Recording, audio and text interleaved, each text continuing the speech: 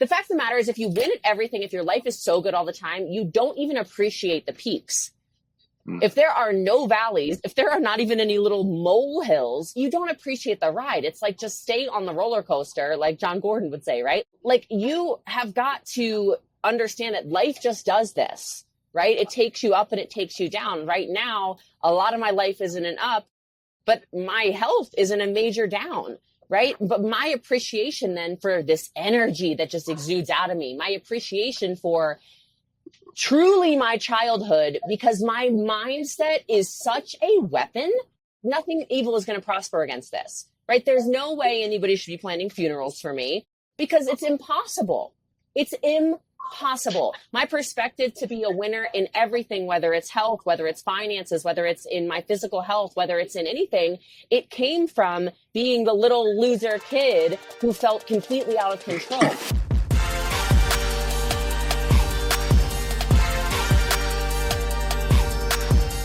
Welcome back to another episode of The Burn. I am Ben Newman, and I know you have this figured out. Every single week, I'm going to bring you a story of an athlete, an entertainer, an entrepreneur, somebody who's performing at the highest possible level in their life, to help us better understand and highlight the importance of what we call the burn.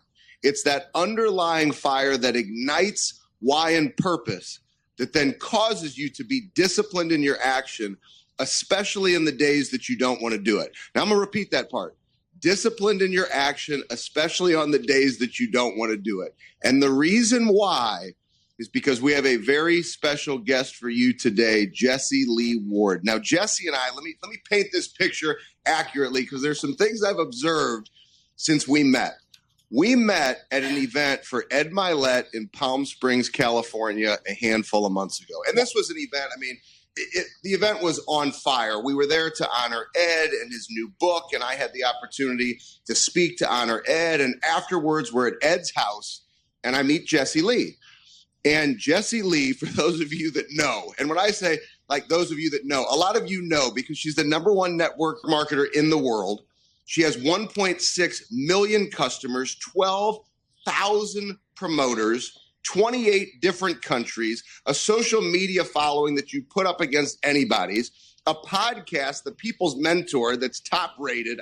It just goes on and on and on. So I meet Jessie Lee, and Jessie Lee has this energy. I would almost call it like big money energy, right? It's the kind of energy where, like, she is living life on fire. And so we had the opportunity to meet. And I start following Jessie Lee and learning more about her content and her following and just seeing how she shows up in life. And so here I am, like, I love people's stories. I love high performers. I love seeing that kind of energy because it's inspiring, and you're going to be inspired today. But then what you start to see is that Jessie Lee has some health issues that have been going on. Well, the energy doesn't change. I'm like, wait a second. I talk about standard over feelings all the time, but, like, she's going through a major health crisis. This energy isn't changing.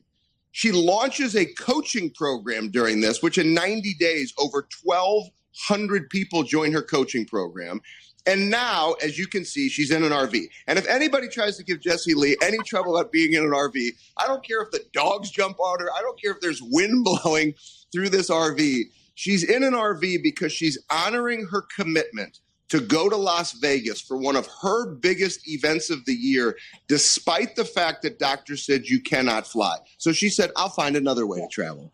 And so, Jessie Lee, you are an inspiration. And I say standard over feelings all the time, but, like, you are living the standard when most people would choose to not do it. So, Jessie Lee, this is a long time coming. Welcome to The Burn. Yeah. Wow, amazing intro. Thank you, Coach Ben Newman. When I saw you on stage at Ed's, I was like, I got to know that guy. So that's why I introduced myself right away. Same thing with your energy. You're just electric. And I can tell how, in 2 seconds, how you move people the way you do. And so it's an honor for me to be on here with you. And thanks for accepting the dogs possibly crying or whining or who knows what. But I'm excited to be here. And you mentioned something about just top performers in general. I've had a couple people who have asked, well, why are you still doing a couple interviews here? Or why are you still showing up and doing a little bit of work here and there? And I mean, I think top performers are a different breed just to begin with. And I would say healing is not linear, just as an FYI. So whatever healing looks like to you, if you're battling something serious, like I currently am, or something even just, that's not that big of a deal. Let people heal how they want to heal. For me, this gives me energy. You give me energy. Your standards and the way you show up and the way you coach and the way you perform, it inspires me to do more too. And I like being around people who have it going on like you. So I'm excited for this conversation today. Well, I'm so excited. And if I could just go right to it, I'd love to know, what is it for you? And I think you bring up a really good point. Everybody does have to respond the way that they're naturally going to respond. I think you and I both know that oftentimes if you accept it and embrace it and push yourself to do the things that you love, you actually build significant strength and muscle during adverse times.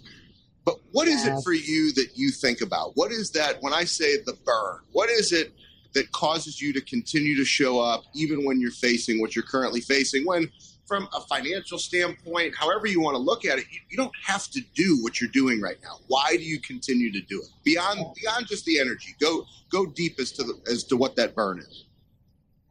Yeah. So Ed warned me the other day. I was on the phone with him and he said, your interviews and your conversations and your coaching and everything you do will never be the same after going through this cancer battle.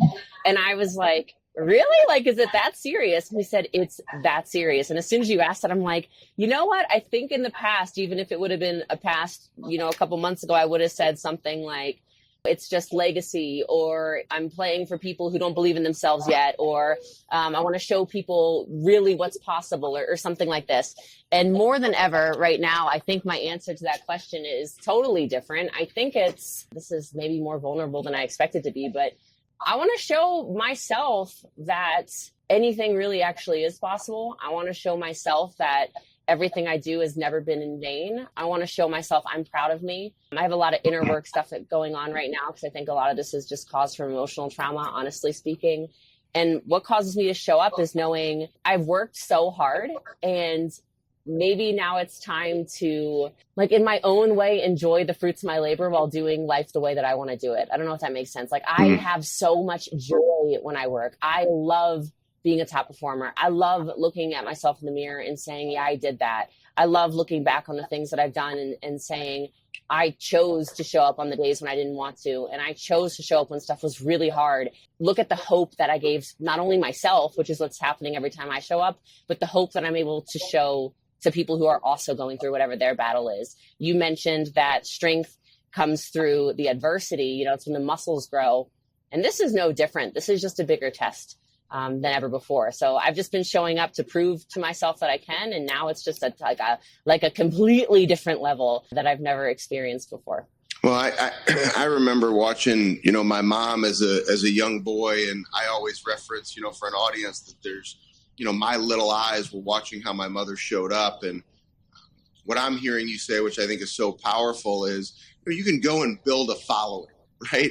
But it's a following that you care so deeply about to coach and to move and to inspire that, think of all these eyes that are watching you. I mean, being in an RV, going across the country, people just don't do that. People say, hey, can't make it to the event.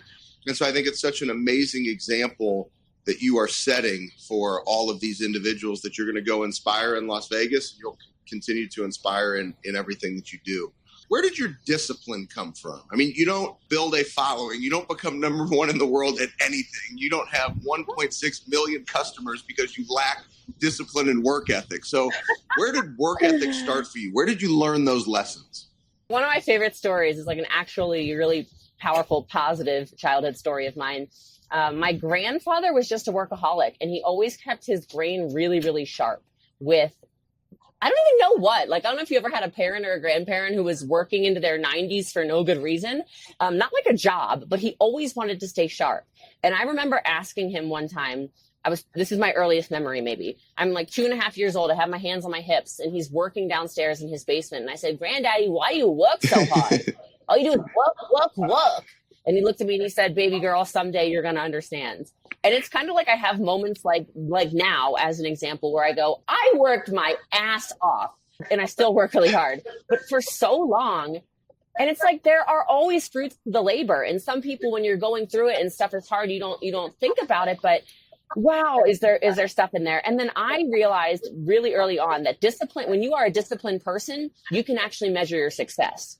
So people that are frustrated in what they're doing, if they're not making the money they want, they don't have the body they want, they don't have the results they want, they don't have, fill in the blank. Are you disciplined? Because I'm super disciplined so that when something is not the way I want it to be, I can go, Jessie Lee, you didn't get the results you wanted because you slipped on this, or you didn't wake up there, or you missed that workout there, or you didn't take that phone call there. Instead, if I look at my schedule and it's super disciplined, I go, well, the results are predictable. I'm not playing a guessing game anymore. So true. But my life is crazy. So a lot of my discipline, I think, and my hard work and my determination just came from being thrown way too early into leadership roles. No 9-year-old should have to become the head of their household for all intents and purposes. But I learned that work from a young age, my first job was when I was 13, money could actually help control things. And so if you were disciplined in what you were doing, you could create, like I said, predictable results. And so I've just always followed that guiding light. So I think there might be more to your burn in this age of 9 and 13. Do you mind going there for us? Are you like a psychic or something like that? I don't know what to do with you. I think I have to end the interview. Yeah, 9 to 13 is actually they're my biggest traumas. So I don't know if anybody's ever had big blackouts, but it's something I'm trying to figure out exactly what happened in my life between those years. But 9 was when I sent my dad to jail. It was crazy in my household, domestic violence, a lot of just wouldn't wish my childhood on anyone. But that 9 to 13 kind of age range was just a lot of turmoil, a lot of chaos, a lot of, me trying to figure out how do you not necessarily survive isn't the right word. I guess it could be survive, but like I said, it turned me into a leader. And I think, this is very Tony Robbins, but life is absolutely happening for you, not to you. On a logical sense, I'm completely aware that all of these frustrations and struggles and having to work from a young age and figure stuff out and perform when you shouldn't have to perform as a child turned me into this top performer. And a lot of people look at it when things happen in their childhood. I had a conversation yesterday with one of my best friends. I said, a lot of people have messed up childhoods. A lot of people. I mean, there's a lot of weirdos because I was a weirdo growing up, Well, you're probably a weirdo, right? Well, you laughed. You were a weirdo. Well, so what's making you different? What's making me different? What's making these top performers that are listening to the burn today? What's making you different? And I think a lot of it was just, I didn't choose a victim mentality when I could have when I was 9. I could have been the kid that just, instead of trying to at least make my grandparents proud, I could have been the really bad kid who made all the awful decisions. Instead, I kind of swung towards, okay, nobody likes me, I'm being bullied, but I can hang with kind of like the goody two-shoes, never in trouble thing because I see what drugs do, I see what alcohol does, I see what violence does, I see what chaos does. But once I started making money at 13, I realized, okay, you know what? Money's not necessarily a bad thing. This is not this evil that people say it is. And I just became a competitor and really have been, I guess, ever since. So thank you for going here. You're like literally on the couch in the RV. I'm in my chair in my office, but I'll put myself on the couch so we can trade the stories here. Because I think there's some uniqueness to the timeline. Yeah, so obviously, you've heard me share my story, and many have, losing my mom 11 days before my 8th birthday. So not far from 9. Dad moves back into the house, drug addict, alcoholic, manic depressive, bipolar. Very hard to live in that environment, but you don't get to choose to divorce your dad. So I'm, kind of stuck in that situation. I was working at 13 years old. So my first job, I sold hot dogs for $3.25 an hour at a pool snack bar with no air conditioning, and St. Louis heat is nothing to mess with. And so all those things gave me perspective. And I don't know if that's the same for you, but you say it made you a competitor. Those are things you don't forget. So we talked about that challenge and adversity that builds muscle earlier. And so for me, I wouldn't change any of the pain I had to go through. And, sometimes the words my father would use were way worse than ever putting a hand on me. Thank God he never did, but words can be worse. But it made me realize nobody in a sales situation could ever say anything to me. There's no that I could hear that's ever going to stop me because of what I've been through. And it sounds like it was the same for you, which it's starting to, not that this was supposed to be this kind of session, but it's kind of cool to walk through this conversation for everybody to see that sometimes you have to go through pain to go find your strength in order to understand what you can achieve in life. And it sounds like it's been the same for you. So I would like to first of all say hi. Did we just become best friends? Because it's crazy. I don't even ever talk about it, but the same thing, manic depressive father, bipolar. We were late. A lot of the reasons that I was bullied was because we were always late to school because medication was never right. It was like this. So again, like when I say I was thrown into a leadership parental situation at a very young age, it's not meant to dramatize anything. And I think you understand this better than anybody. So the perspective though of what you said, yeah, I wouldn't change it either. And I wouldn't change it because, like I said, there's plenty of us, myself included, who, like, I was weird. You know, there were weird kids. I wasn't the only weird kid in Middletown, Maryland. You know, there's plenty of weirdos. And I'm not the only weirdo who's listening to this and whatever. But what makes me and you the kids that go through those situations and choose to persevere and win on the other end? And you're right. The pain that turned into the strength, that turned into the achievement, it wouldn't have happened without all of it. And so that's what I wish more people would understand is the fact of the matter is if you win at everything, if your life is so good all the time, you don't even appreciate the peaks. If there are no valleys, if there are not even any little molehills, you don't appreciate the ride. It's like just stay on the roller coaster, like John Gordon would say, right? Like you have got to understand that life just does this, right? It takes you up and it takes you down. Right now, a lot of my life is in an up, but my health is in a major down, right? But my appreciation then for this energy that just exudes out of me, my appreciation for truly my childhood, because my mindset is such a weapon, nothing evil is going to prosper against this, right? There's no way anybody should be planning funerals for me because it's impossible. It's impossible. My perspective to be a winner in everything, whether it's health, whether it's finances, whether it's in my physical health, whether it's in anything, it came from being the little loser kid who felt completely out of control. You felt out of control. You sold hot dogs. I felt completely out of control. So I sold ice cream cones and put on a tip jar because I thought that $5 an hour was an inappropriate amount of money. And I wanted more than $5 an hour. Right. So, you know, you as a child and me as a child, we could not control the situations like the abuse or the violence or the whatever in each other's respective households, which is why probably when we had an opportunity then to capitalize on something we could control, we were so strong. It takes a lot to get me down. It takes a lot to make me quit. When people say no, since you mentioned no, I love this. When people in sales, business, sports, anything get told no, and those people crumble, I actually look at them sometimes and I go, how good was your childhood? Like you must have been told yes all the time. Like I was told no so much. Like you got told yes for every flippin' ice cream cone. I can see it all over your face.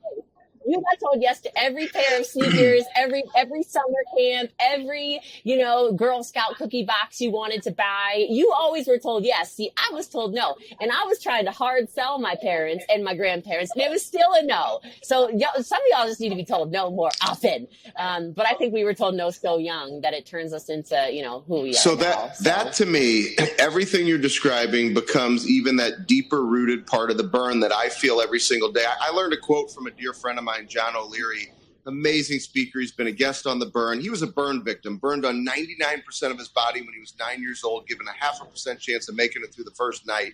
Just an unbelievable inspiration. He taught me a quote that the most powerful weapon is the human spirit on fire.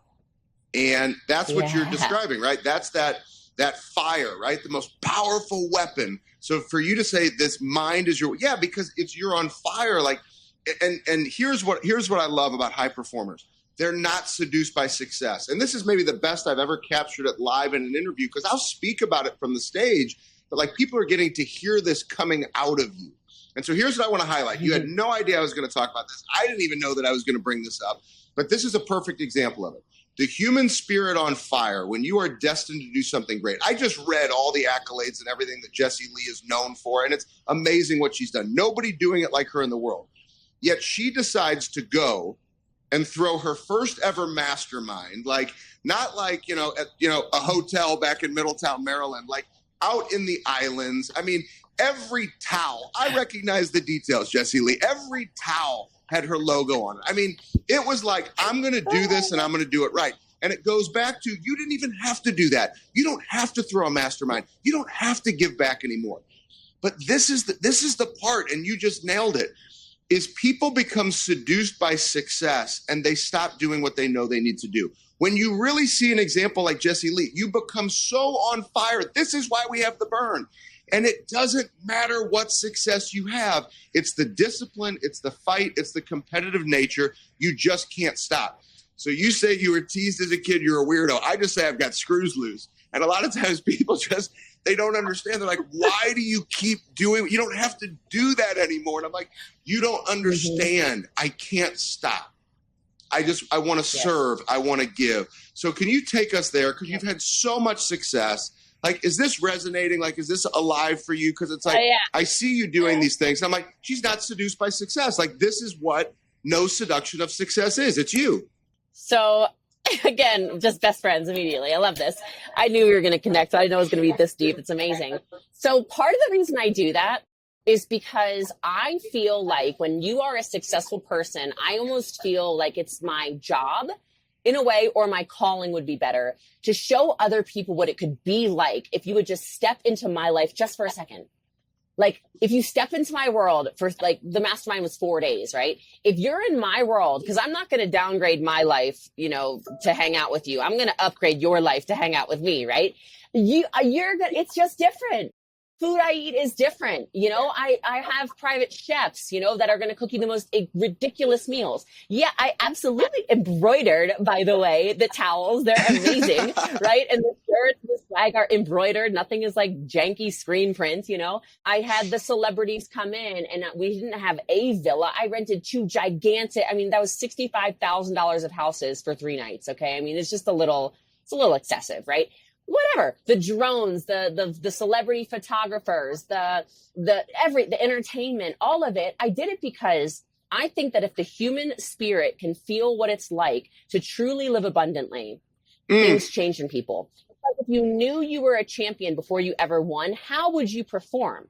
You would play differently, right? You would lace up your shoes differently. You would go to practice. Oh, that is so powerful.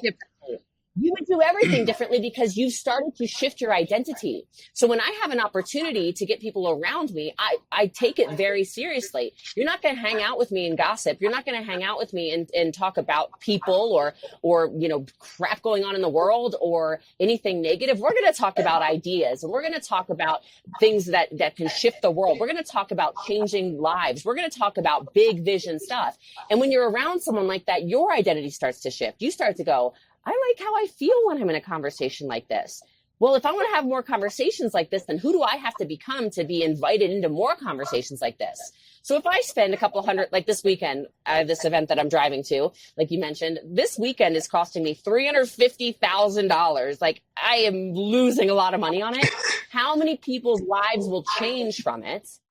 And therefore the ripple effect of what their lives and the lives of all those people they will touch.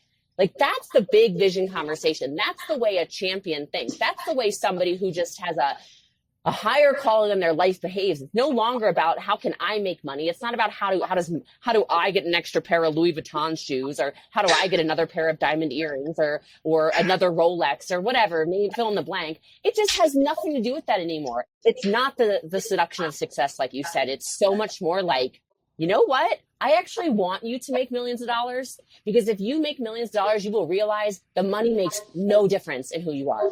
No difference. Your character will be the exact same. You as a person, you will grow and develop, and your mindset will be better, but you will not be seduced by the success if you actually have turned into a person who deserves the success. So those are the people I like to hang out with, like yourself. This is far exceeded where I thought this conversation would go. I mean, it's just, I hope everybody listening, let's go back to, and here's what I said. The same energy that I saw at Ed's house is the same energy that I see online. And now, like, that energy has exceeded what I see online, us live having this conversation.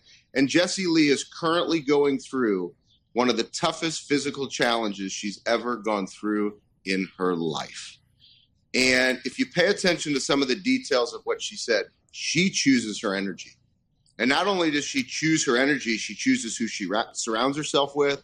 She chooses how she pours into others. She doesn't allow feelings to dictate how she shows up. She has standards. And she also chooses to take care of her body. to take care of her muscle, to take care of her mind. All those things, it's about living a holistic life. And I always talk about how a lot of speakers and coaches that do the kind of work that we do, they say that balance doesn't exist. And I always say that's a cop-out. Like, you might not spend the exact amount of time, but to say that, like, I don't have time to work out because I'm busy, it's just because you don't have any discipline. And so I love hearing how you've chosen, which is part of it. Like, you will fight, you will beat, and there's no chance that it can beat you, anything that you face, because of how you attack all these areas in your life. And so that to me is so powerful, because there's too many people in the world. I hope you all are listening. Don't give up. Don't wait on the sideline. And just like Jessie said, I'd never heard it that way. You need me to tell you that you're going to be a champion before you even start? How about just believing and knowing that through an example like Jessie Lee, when you show up that way in your life, the byproduct is winning at high levels. Isn't that enough? And so I appreciate your example. You got me all kinds of fired up. So it's been awesome. I love it so much. And I agree with the balance thing. But ironically, for people who, maybe are financially successful or whatever, and I agree with the balance thing, I tend to tell people to look for harmony in their life. I would challenge every single person who is not exercising, is not in physically good shape, is not feeding their body nourishing foods, etc. I would challenge you that if you were to do that for 60 days, like, put yourself on a personal challenge to exercise each day. It doesn't have to be crazy. It could just be sweat each day and just eat better. You don't have to be perfect. You'll make more money. That's the great irony of all of this. Like, everything in your life will shift upward. Like, I'm 10 days out of, I had 10 inches of my, I had a large mass removed of cancer, and then 10 inches of my intestines. My doctor did my follow-up yesterday virtually, and he goes, and I kind of told you this, he's like, oh my God, like, your recovery is crazy. You recovered so fast. I said, yeah, I feel great. It's like, I've never seen a patient the first day, like the day of surgery, walking 45 minutes. He's like, it looked like it hurt. I was like, yeah, but it's a mind game. Like, pain is literally, it's in your mind. Like, I know, I have an awareness. Like, I can see scars. I know my intestines are healing. I know all this stuff. I can't physically work out, but we're walking hours a day. We did our Tony Robbins priming, this morning here in the RV. I'm still moving my body. We're eating tons of protein, give your body protein.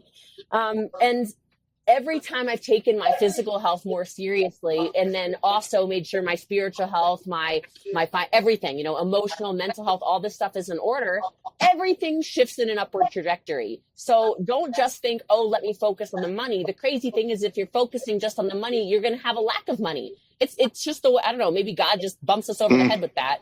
Focus on how are you just a better person overall, and watch your whole life shift. Everyone in your energy sphere, everybody will say something about you. They changed. What's different with Coach Ben? What's going on over there? What? Like, I just promised. So I don't know, personal challenge to anyone listening to this, please take care of your health, because you really do only get one vessel. God puts your soul in one vessel. So take care of it. This is just incredible. I mean, you talk about the burn, you talk about being the example. This is why 1,200 people in 90 days, it's going to be like 10,000 in a year with this example that you're setting. And that's probably thinking too small. You probably want to reach through and hit me. You're like, 10,000, come on, man. It's going to be like 25,000.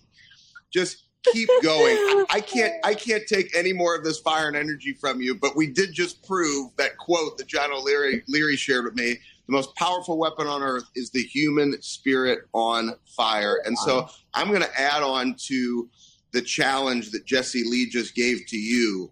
And she said, be healthy, take care of your body, take care of your vessel, and find what lights you on fire. Sometimes, and I think you probably feel the same way, and I'm going to let you drop the mic for us today because it's appropriate with the energy and passion and enthusiasm and example that you're setting for us.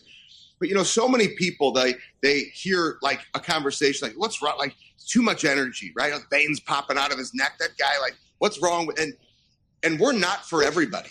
But I always say, like, when people are like, oh my gosh, you're so intense.